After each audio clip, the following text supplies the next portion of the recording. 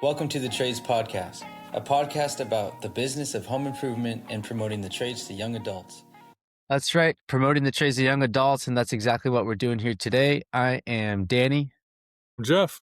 And we're excited to, one, just keep connecting, getting everything connected through state boundaries, through barriers between certain trades, and combining it all together. And how can we all collaborate, from associations to education, and how do we continue to bridge this gap for the trades and for just anyone within home improvement space? There's so many opportunities out there, and we're excited to kind of shine the light in the Maryland area, because we got Carroll Community College with us. We have Charles and we have Steve.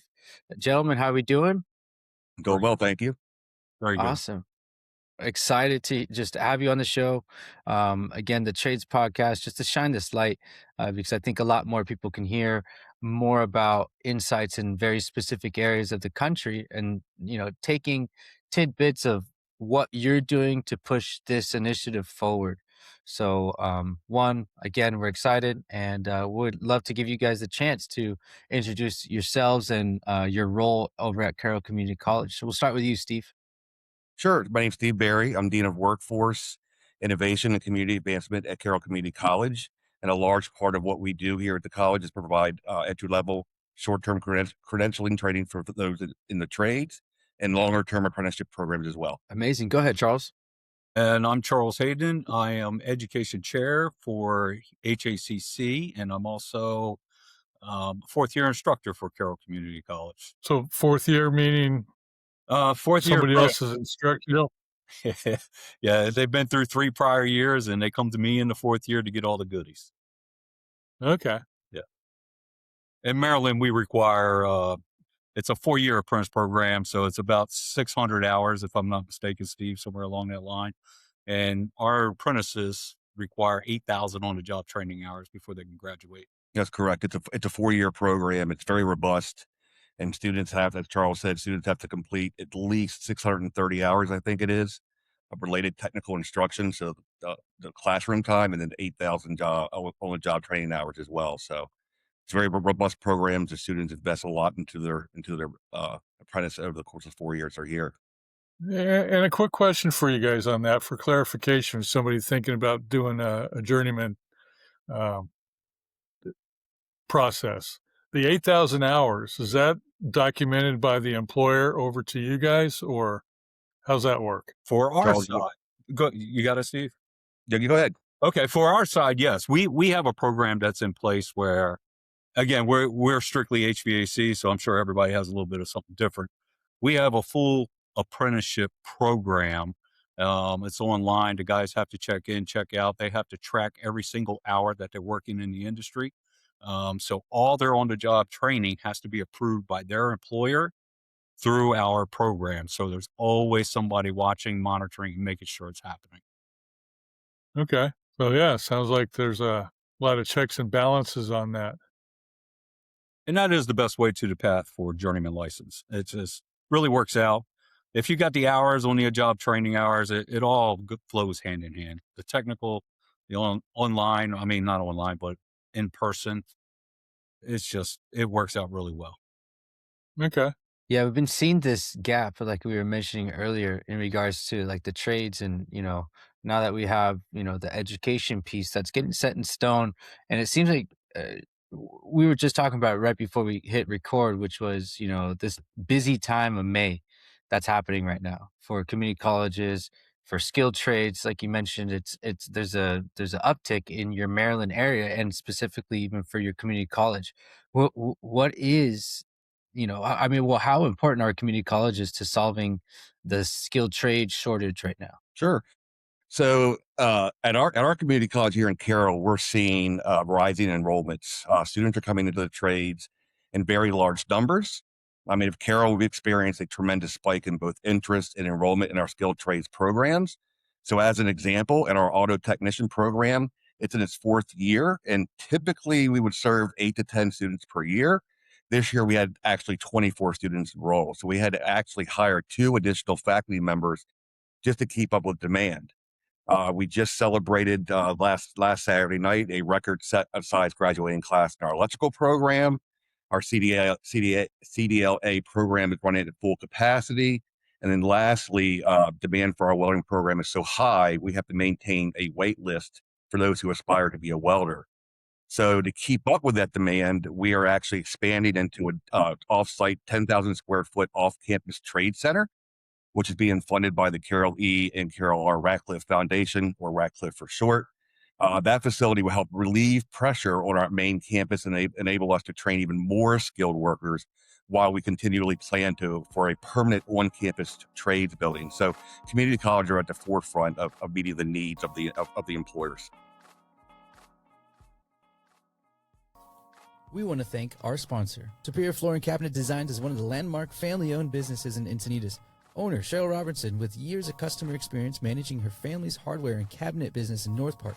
Cheryl Robertson and the Superior team dive deep to learn about your project and help you find the perfect solution for your flooring and cabinetry needs. Call today at 760-436-0900 or visit www.superiorfloors.com. How many different trades class tracks do you have in there, Steve? So from an apprenticeship perspective, we have the plumbing program we just started this year, electrical, HVAC. And then on the non-apprenticeship side, we have the welding. It's, like I said, is one of our most sought after class, auto technician, electrical assembler, and various other programs. But those are the ones that we primarily have in place right now. Yeah, that's a great, variety of those pieces. And I mean, like you mentioned, the credential piece is one thing that you receive, but I think it's a long-term skill and a trade that you're obviously trading that time and that effort to invest in. And would you say, students in Maryland are trading no pun intended, trading the trades for a 4-year degree? I mean, I think the research certainly shows that, as well as what we're experiencing on our campuses. I think the students that are coming up through the high schools are starting to think about career versus college. And they're working really with their career counselors to kind of determine the pathway before they get out of high school. So I really think that the education component of our high school students is in place as they start to make those really long-term decisions, as well as career changers as well. With the advent of AI, a lot more folks are looking for AI resistant occupations. The trades is definitely one of those. Do you think the attitude of like the high school counselors is changing? It's a fantastic question. And the answer to that is yes. I can remember I came to the college 11 years ago, and I used to go out on recruiting conversations with our admissions team. And I think the counselors at that point in time were quite honestly shocked at what we offer in non-credit programs and apprenticeships, and had really no idea that we did that on campus. I can tell you now, 11 years later, we have a very good relationship with the career counselors and the career and technical education principals within our school system. And they're often calling us now to come in and talk to groups of students that they might think are going to be a career-driven student versus a college-driven student. So I definitely feel like it's turned a little bit toward our favor. Fantastic. Yeah, it seems like a lot of the counselors were being graded on their how many kids went to college as opposed to, doing other things. It's like, looking for a high 90-some percentage of kids going to college. If you got that, then you're a good college counselor. Yeah, I do speak with the career counselors at our technical high school, and just to kind of give an example where it's starting there, they have wait lists as well. So their classrooms are only so big. So I met with the electrical instructor over at the high school. They have a very long wait list for students that want to get into that program. Also talked with the welding, their welding instructor is our welding instructor. They have wait lists for their program. So that 10,000 square foot location that we're building off site and then eventually having a trade center on campus will help alleviate wait lists in the future. Fantastic. Yeah, that's a big part of, like you said, if you're seeing the reflection of people coming in, that's obviously a great sign. congrats on being able to, have to expand. It's a good problem to have, I think, for any business or community college and education, but specifically knowing that it's going towards something that's going to be a lifelong skill for a lot of these folks that are coming into these programs and systems for you and the company. And I was just, while we were talking about this, listening to this, I was thinking about Charles. I mean, Charles, you're there, the fourth year apprentice, and Jeff was mentioning about definitely people coming into it and just hearing it, people in high school. What's the conversation that you hear after someone that's on their fourth year, when they come to you? What's their response about everything that they've learned through your guys' program? Yeah, I think I can go so far with this because, they never knew how technical our industry truly is, right? If you think about trades, you're thinking about blue collar and swinging a hammer, or, doing things like just physical. Our trades are so technical now, so advanced. I mean, we have guys who are dedicated to the computer side of repairs. We have guys that can actually do the work. I mean, we have guys everywhere. But I think the second most important thing, and one of the things I hear a lot of, is like, I'm a young kid making tons of money. You know, they still live at home and they're graduating and they're banking $70,000 a year in their fourth year. It is amazing. And I don't think anybody really, when I was young, I had no idea how lucrative this industry was. And I think all trades are really starting to show that. And I think that's a lot of the driving factor to bring people back in. Yeah. Yeah. Make 70K a year as opposed to drop 35 or 40 to go to college Exactly. in debt. Right. Yeah. And, one of the great things is with our partnership with Carroll is we have articulated credits that'll help go towards their future to return back to Carroll Community College in order to get their associate's degree. So my strong push is you don't know how to make money unless you were taught to make money. So go back, get that business degree, use those credits for an application, and the sky's the limit after that. Yeah, absolutely. It sounds like you're bringing in your personal experience to coach some of these kids on a life track along the way, Charles. Yes, sir. It's amazing. I think I started this as a resume title, right? Ooh, education chair. That looks good on my resume. Yeah. Fourth year instructor, that looked good on my resume, so I could go anywhere, do anything. And I had that talent right behind me. I think over this last 10 years of actually teaching, actually physically in the classroom with these guys, I learned more. It's about the mentorship. It has nothing to do with title. It has nothing to do with that whole persona of having a resume. And all my instructors feel the same way. They're great at what they do, but you're a mentor. I mean, you're teaching guys how to excel and be the best that they can be when it comes to any type of industry that we're working in. Absolutely. It's got to be a great feeling when you're seeing people grow, seeing the students grow, and not just with their job, but you probably hear about their personal life too, and they come to you for some advice once in a while. It's amazing the amount of trials they go through. I get to meet all the first year students. As my position in this organization, I get to talk to all of them and to watch them grow from being, coming in fresh out of high school. And some of them have kids on their way on that journey. Some get married. Some just total life-changing events. And yeah, we become mentors. We are part of that. All of my instructors are part of I love it. Yes.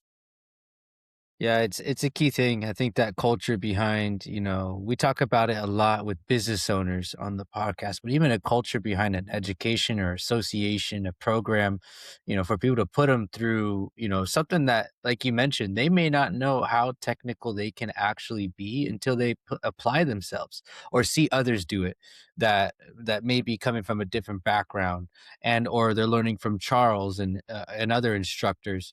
I think it's amazing just how that camaraderie all just ties in, constantly throughout the trades. It's just a web of connection to, usually it's just unbreakable once you even leave the college and you graduate. You're going right into a full on usually apprenticeship, I imagine. Is that something that's kind of like that leads into these programs with the business owners?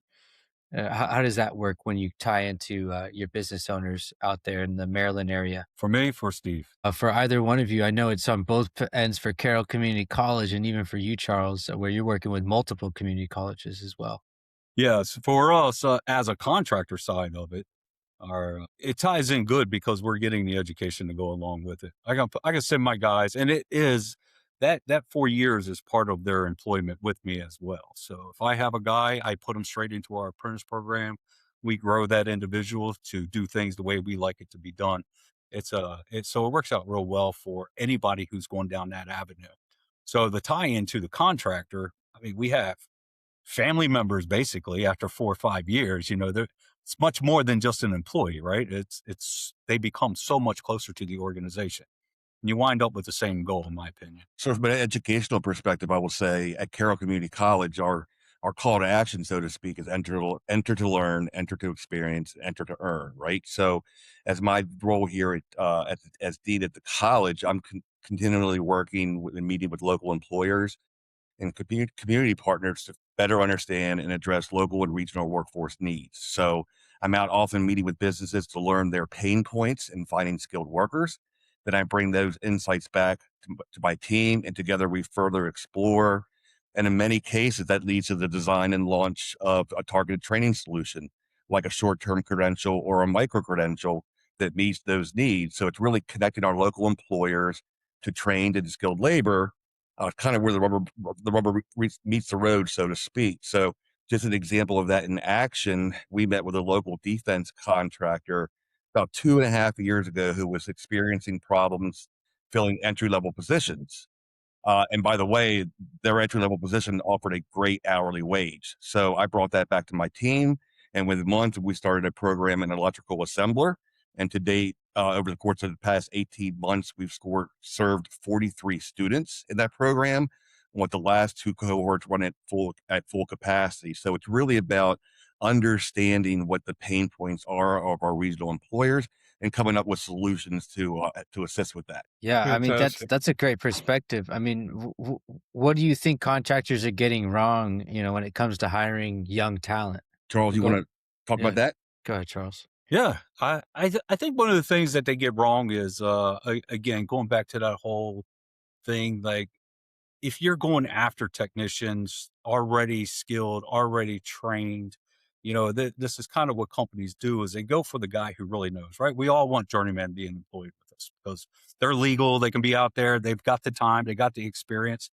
Um, Truth of the matter is there's so few of us that are out here that we're not willing to jump ship for a couple of dollars. It's going to take a lot of money to get somebody to leave a home that they've been accustomed to for a long time, right? So I think what they do wrong is spend too much time in that effort. I think the real portion that they should spend more time in, and what they get wrong is they need to start these guys from year one in the apprentice program, and they need to build those guys up till they are a journeyman. Again, it goes back to having loyalty both ways, right? So that's kind of what I think they could do a little bit better of, because nobody wants a first year apprentice. You know, I go meet with the high school students. I do. And I talk to these kids. And when I'm with them, I'm thinking, and when they first day, and I don't mean this bad, the first day I'm thinking, oh my God, where are we going to go with this? There's probably never going to make it in the real world, right? And boom, by the time they get to the 4th year, these guys are amazing. They can do it. They just got to have somebody to give them that encouragement behind them. So I think The that's what opportunity. contractors get wrong.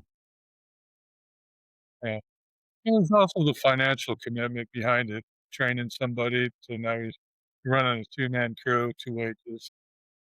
One guy's really the producer. So it's hard for a lot of smaller companies, but it's long-term investment. Like you said, you make a very loyal employee if you do that. Absolutely. And I found that works very well. Yeah, financially challenging. I got a question for, I think, both you guys, because you're both going to have, from what I know about different trades, the HVAC seems to adopt a lot more technology changes faster than other trades. Like, what kind of technology is there in residential plumbing upgrades. Not a whole lot, but how did you guys stay on top of the technology that changes and that you have to teach that? Yeah, that's always complicated. However, I think we have adapted and we've overcome that positioning because we actually work with the employers. I mean, not the employers, I'm sorry, the contractors, manufacturers. As we work with those manufacturers, we're kind of seeing on the front end of what's coming out, what's coming down the road, and we're able to adapt to that. We make modifications. In my lab here, I'm in a 6,000 square foot building. My classrooms take up about 2,000 square feet. So behind me, I have tons and tons of equipment, all brand new technology, all the investment. We definitely put it back in there. So, things that are changing, like in HVAC, back in the day, it was just a contactor and a capacitor. You know, if you had a dad or you had somebody that you work with, a small business, they taught you that, and boom, you were in a truck and you were down the road. Well, today is a little bit different, right? So today we have inverter systems, we have communicating systems, we have building automation systems, residential and commercial, by the way, depending on the manufacturer. And all my instructors are either journeymen or masters, and they still work in the industry today. So this really helps, with Carroll, keeping up with the technology on my side of that spectrum, right? So, And from an educational perspective, I would say, as Charles said, technology in the trades keeps evolving. So the training has to evolve with it. So at Carroll, over the course of the past 5 years, we've invested heavily in simulation tools to stay ahead. So as an example, in our automotive program, we use simulators for braking system, steering and suspension, and automotive electronics. And then we've recently added advanced driver assistance simulators as well. So these tools let students practice on cutting edge systems in a safer environment, building their skills faster. So we have similar equipment like that in other programs as well. So it's just giving that student a space to learn with the current technology before they actually go hands on with a vehicle, as an example. Absolutely. What were we learning, Danny, from another automotive class? One of the first things they cover is electrical safety. Just because the battery's disconnected, there's still power in multiple other areas of a car. Mm-hmm. Yeah, just from the basics, and that's that connection that every educational piece needs for these one, from the manufacturers to the contractors to the employees, and then again the continuous education that's always there. Because I mean, I'm hearing Charles, like you mentioned, you got all the new equipment, you have a state of the art, trainings and programs, and there still seems to be some sort of disconnect between how to get people into these programs, because you hear it, you want to get more, and we need more in the country. What do you guys think? I'll start with you, Charles. Like, is it awareness? Is it cost? Is it what perception? What's the biggest challenge getting people into these programs? yeah, I understand cost is a prohibited, some of the prohibition or stops it, but in the real world, so if you get with a good apprentice program, I don't think cost is unrealistic. For our organization, I think our apprenticeship runs somewhere between 2,700 and 3,000 a year. So again, total investment after 4 years is very minimal. And they got to talk to their employers, right? Because their employers, like for us, for Maryland, a lot of the employers pick up that tab. I mean, once you're in there and you're working and you're proving yourself and you're doing what you can do, employers pick up the tab. For my company in particular, here's how I do it. I hire you in the first year. I pay for your first year tuition into the school. I take $25 a week out of your paycheck to cover that, and I put it in a pot. It sits in that pot. As long as you successfully pass that first year, I pay for the second year, and your pot of gold is still sitting there. Upon completion at the end of the fourth year, and you successfully graduated the program, I paid for all 4 years, and I give their pot back to them. And many of the companies in our area are like that. So I don't think it's a cost issue. I think it's more of maybe initially they think like, oh my God, how am I going to afford that? but truth is, contractors today will pay because we need the people in this industry. Yeah. I hope I answered your question on that. I get too far Uh, away. No, that's perfect. I mean, your perspective specifically from your business and how you do it is what we need business owners to understand and hear. Even from all different industries, you can absolutely take away from, this blueprint of what the construction and trades have done with how to move on from, just saying, "Oh, well, I learned it from a family member and this is what all I can do."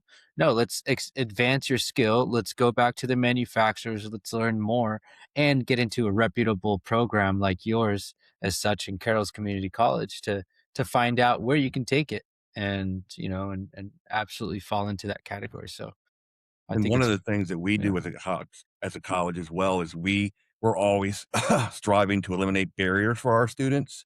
So with the barrier, tuition and fee costs, toolkits, maybe having to stop working for a few months, especially in our CDL program. So we're consistently applying for funding where we can eliminate some of those barriers. So many of our programs through these grants were able to cover the full cost of tuition and fees.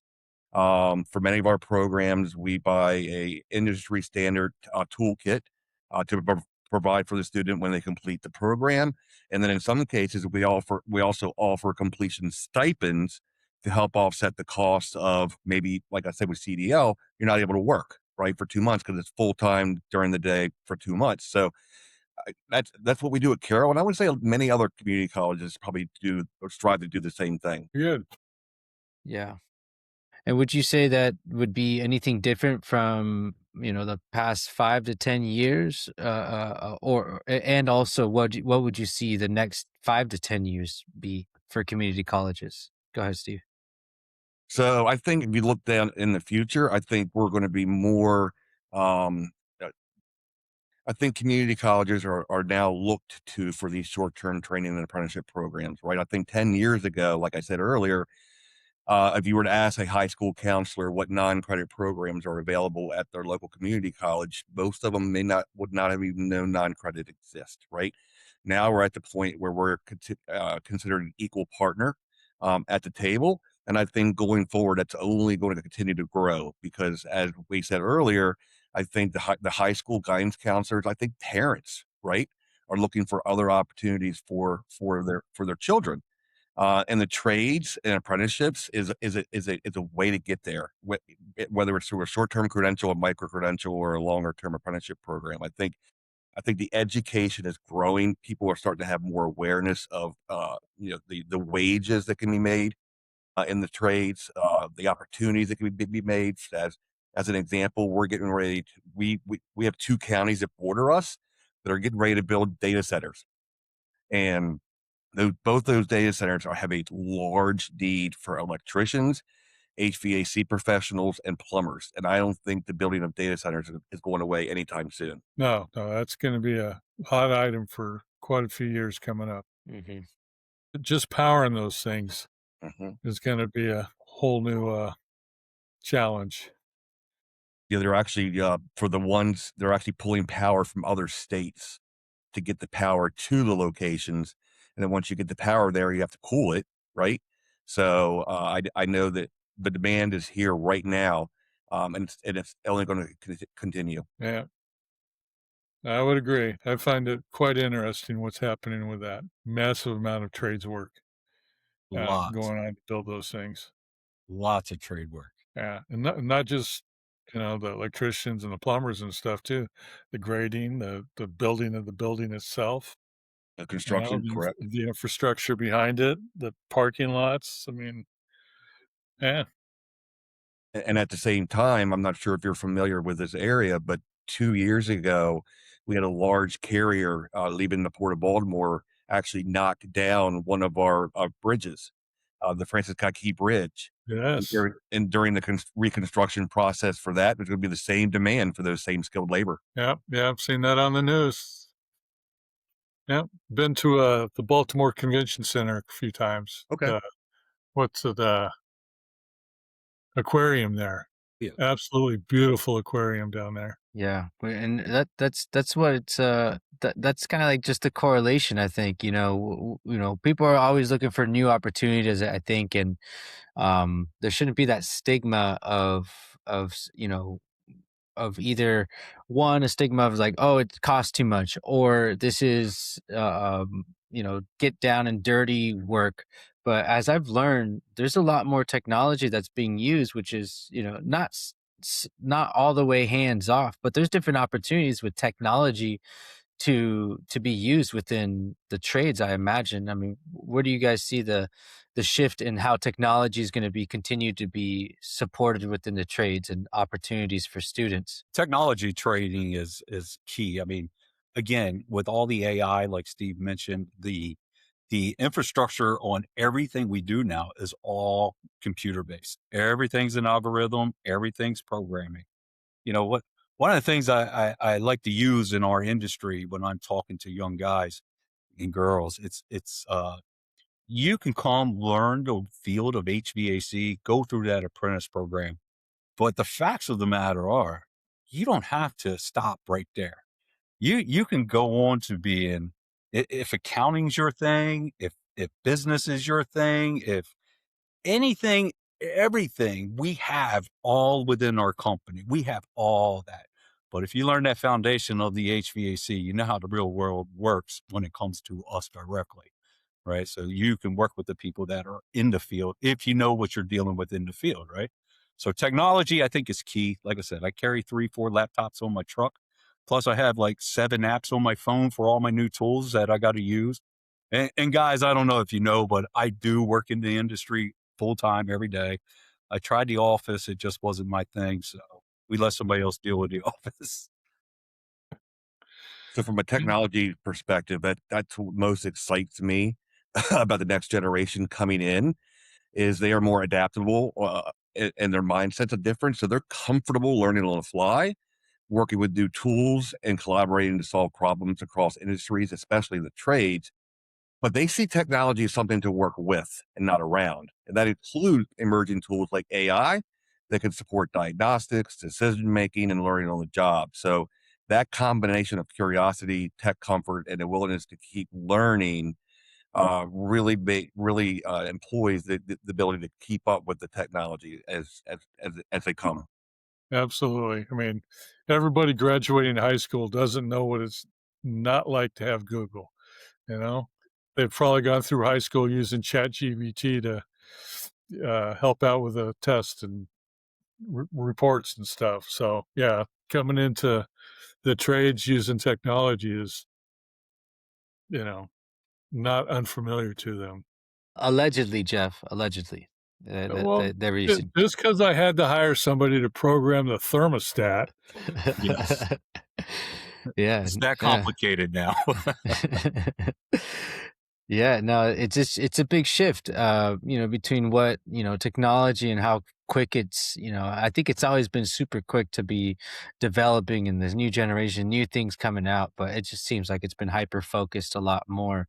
But it is very complex. And even for a 33-year-old like me, sometimes I'll look at new stuff and it's like, all right, I gotta really dive deep into figuring how this is actually gonna work. But I come from that mindset of, I didn't have certain technology that was now that we have.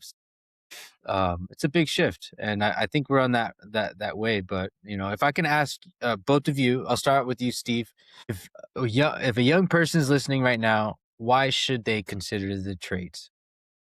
Well, I think first and foremost, it's, one of the things we hear in education a lot is what jobs are going to go away with AI. That's what we hear constantly. And the trades are AI proof, but they also, as Charles mentioned earlier, they're well-paying jobs. They really are, and they're available.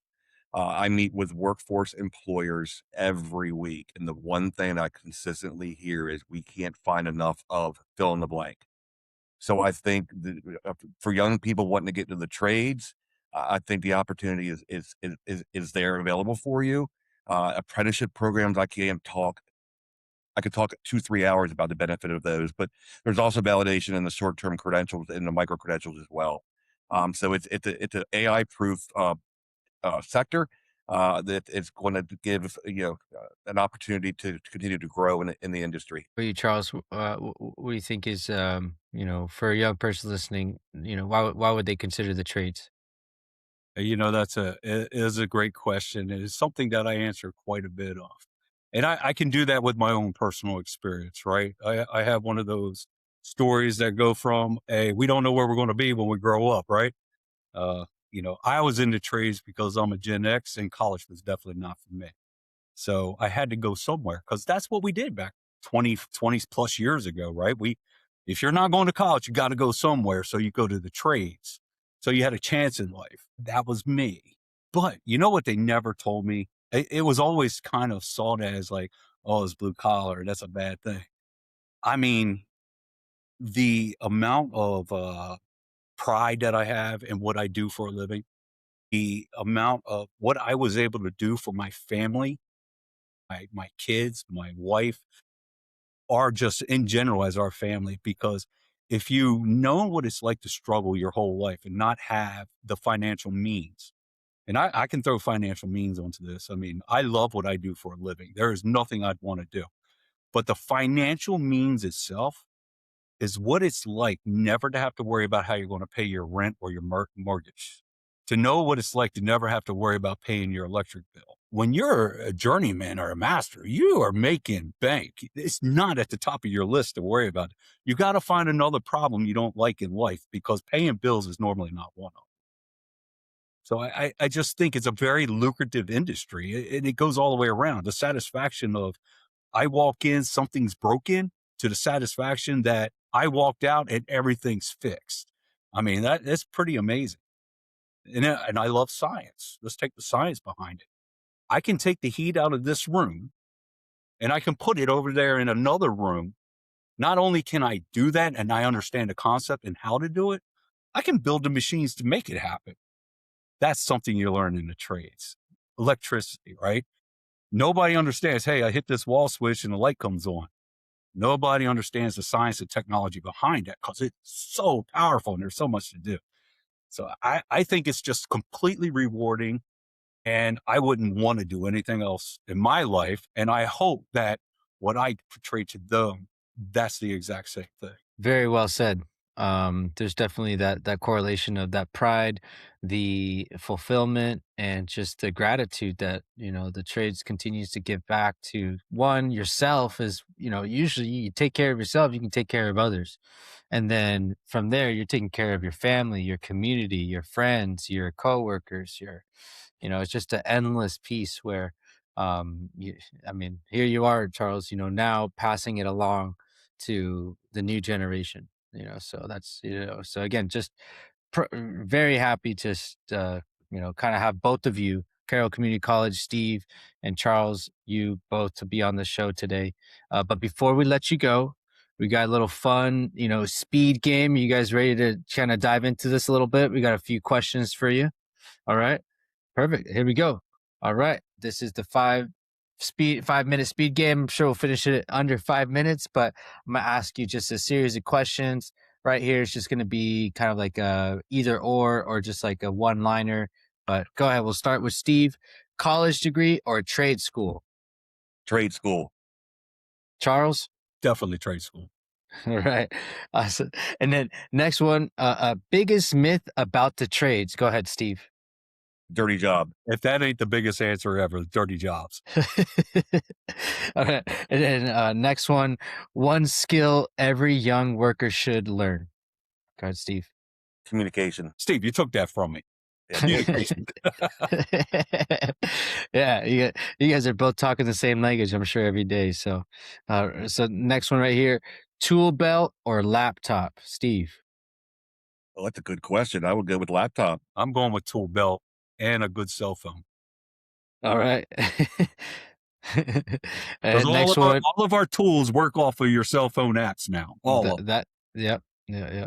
And right here, next one, hardest part about your job, Steve. Turning it off. Traffic. I can imagine. Yes. Now, next one, one thing contractors should do better, Steve. Mentor. Grow your apprentices. Mm-hmm. That's great answers. Now, next one. One word to describe the future of trades. Steve. Lucrative. Awesome. Yeah. Thank you, guys. That was the 5-minute speed game. Congratulations. You made it through right there. We're going to get some cheering in here for everybody. You guys are awesome. Just amazing to have you on and just to be a part of the Trades podcast here today. One is just give us insight about the Maryland area and the growth, the next 5 to 10 years of what that looks like for even the trades. And I think, like we kind of mentioned in the beginning, it's a cookie cutter concept, I think, that can be duplicated all over the country. And if we did it collectively and we get this information out there, I think it's absolutely going to help us push it forward. So again, thank you so much. Steve, if you could shout out, what's the best way for everybody to, reach out to you directly and or Carroll Community College to get some more information about the programs? Sure. So my email is sberrry@CarrollCC.edu. And then our website is www.CarrollCC.edu as well. And there's links to everybody's information from that location. Amazing. And go ahead, Charles. For our organization, it's HACCMD.org. Stephanie Anderson is amazing. Awesome. Thank you so much again, gentlemen. It was a pleasure to learn a little bit more of everything that you had to share. And we'll get this out to everybody. And this is the Trades Podcast. We'll see everybody next time. Thank you, gentlemen. Thank you very much.